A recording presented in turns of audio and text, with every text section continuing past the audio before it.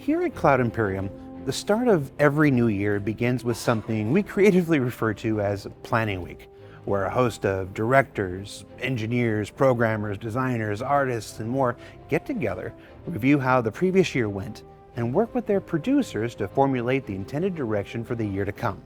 Now, while some version of this happens quarterly, monthly, and even bi-weekly, it's Planning Week at the beginning of the year where the work of our various producers around the globe really gets their chance to shine. Now, often elusive, forever busy, and very hard to track down when you want to film one of the developers for a show, we thought it'd be fun to turn the tables this week and put many of these faces that you've never seen in front of the camera and get a sense of not only what a producer does in game development, but why something like Planning Week is an essential endeavor in bringing Star Citizen to life each and every quarter throughout the year. What does a producer do? Depends on where you are. So what is it like being a producer? Producer organizes a project so that everything goes smoothly and makes everyone's lives easier. Is that what actually happens? Sometimes. Being a producer is like being a shepherd of kittens. A lot of people say cat wrangler. And you have to get them to a fountain of milk. I would kind of want to use like an orchestra metaphor, I guess. But you don't really have control over kittens, right? They all have their own personalities. Definitely very individual people. All you can do is just kind of shepherd them there.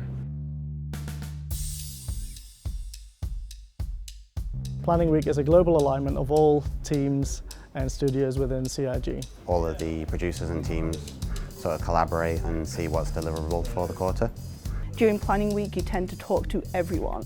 There's no other time where producers from separate teams are really going to come together and compare their schedules. I currently work with the environment concept team, The audio team, Being there, the producer. the weapons feature team, a couple of the UI teams. the weapons content team, Character team. and also the props team. So this will be my second Planning Week that I've done. This is my 7th Planning Week. Producers take all the information given to them by the pipeline and pillar teams and be able to break that down so it is a global alignment, so we all share exactly the same vision of what we are going to do and what we all want to accomplish. In a very large global company like CIG, that's a lot of time zones that you have to plan through. That's a lot of people. So we're trying to negotiate between lots of different teams. And how much we have to adjust based on the big picture. It's important because you need every team to understand every other team's requirements. Because you tend to get more requests than you can actually fulfill in a quarter. Roughly 60 teams in the company, and each of them has a deliverable for the quarter. Lots of different jigsaw pieces that we're trying to fit together to create an overall picture. The idea is that we think about everything. So it's not just your schedule you're accounting for, it's your schedule and this team's schedule and your director's schedule and so on and so forth. It doesn't matter how hard or how mundane or how tedious it may be, it really helps us kind of figure out exactly what we should be focusing on. I think it's important for the community to make sure that they're putting all the feedback onto the different forums that we've got, because during Planning Week is when a lot of that feedback comes down to the teams. Something that hopefully the community is seeing, and that's to continue making the internal teams feel successful. Because if the internal teams feel successful, you see that direct benefits in the community as well, in our live patches, into, sort of you have stability in what we're actually releasing. The public know exactly what's going on. So if you make the internal teams happy and successful, you'll succeed with the public roadmap as well. So with plans in place, almost every aspect of game development starts in the same place, a concept. Whether that's a spaceship, a game level, a career path, or in today's case, a cast of characters. The concept phase can often be fraught with adversity as concept artists. Those warriors of willingness go toe-to-toe with the abstract in their attempts to bring idea and a vague sense of, is this what you were thinking, to life. They tank the unknown so that the hundreds of 3D and technical artists that come after them have as clear and unimpeded a path to success as possible.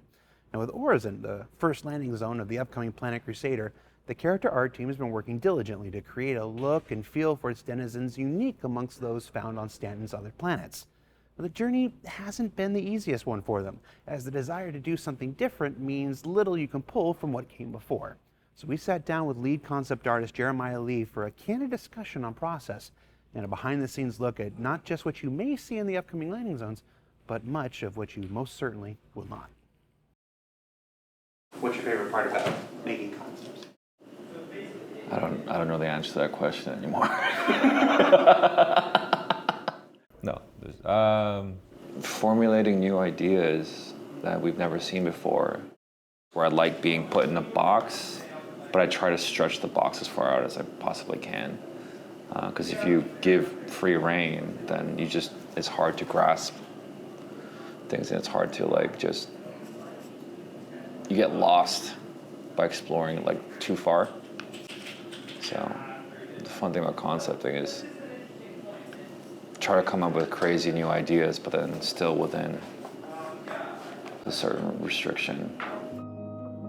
That's what really gets the cool ideas out, really.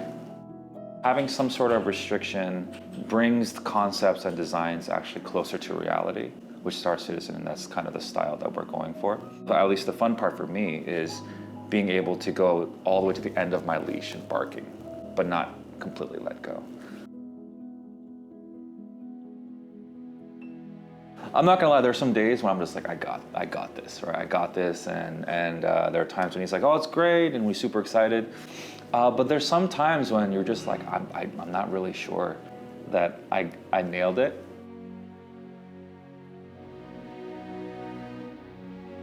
So this was our very first take at Orison in general, and this was shipbuilders and also for the engineers. We knew that Orison would be building a lot of stuff, a lot of ships, a lot of large ships, so we're like, first we need to make sure we get the engineers.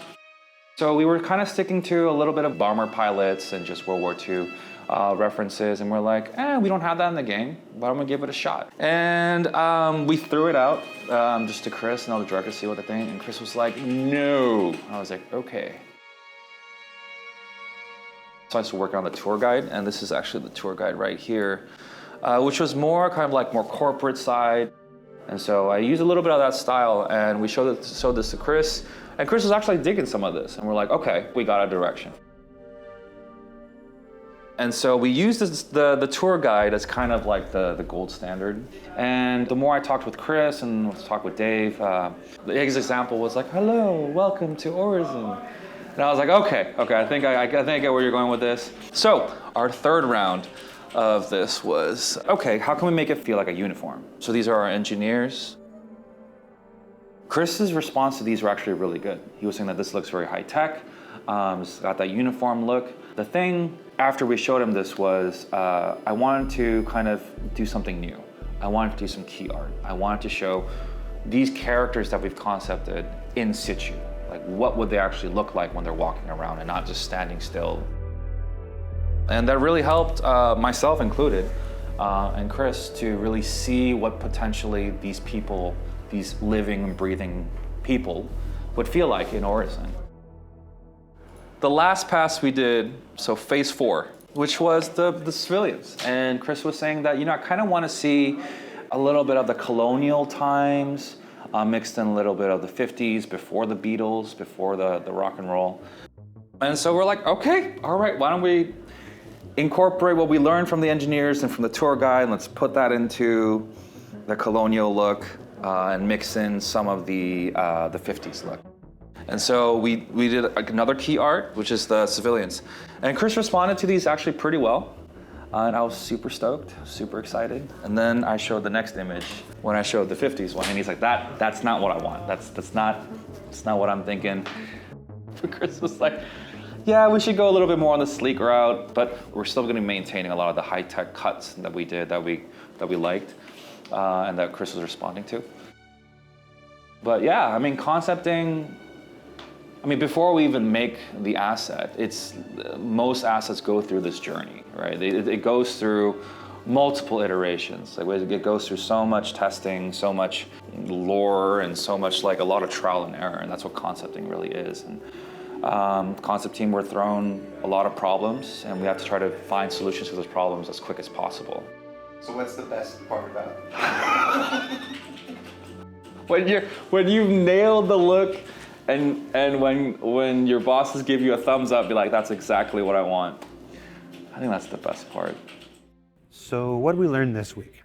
We learned that while the only constant in game development might be change, going through it with a plan in place is an essential component in keeping everyone working towards unified goals. That developers can sometimes be seen as cats. That sometimes in an ambitious project, planning can take longer than a week. And that if you like pulling thoughts from the heads of others and giving them form in the real world, while hearing no a lot more often than you hear yes, the life of a concept artist might just be for you. You'd think there's support, but I like to call them the first line of defense for everyone else. For Inside Star Citizen, I'm Jared Huckabee. Thanks for watching, and we'll see you next week.